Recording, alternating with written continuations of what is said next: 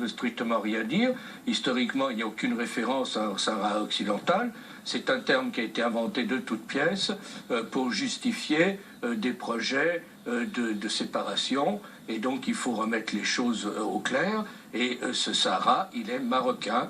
Le conflit n'est pas un conflit du Sahara occidental, c'est un conflit au sujet du Sahara marocain. Et comme nous le disons dans ce livre, c'est un conflit artificiel parce que beaucoup, enfin en tous les cas la partie adverse, c'est-à-dire l'Algérie, il faut être clair, puisque le Polisario séparatiste n'est qu'un pantin entre les mains de l'Algérie, et les complices, c'est-à-dire des groupes idéologiques qui sont des nostalgiques de la guerre froide, entretiennent une fiction.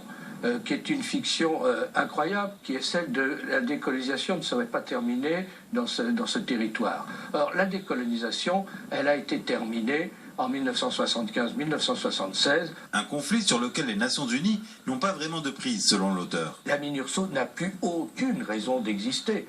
C'est quelque chose qui coûte cher, qui ne sert à rien et qui ne sert qu'une chose, c'est à la propagande algérienne qui essaye d'instrumentaliser et d'élargir le mandat de la MINURSO pour lui donner un nouveau souffle. Ce livre rappelle les conséquences géopolitiques du conflit et surtout le rôle du Polisario.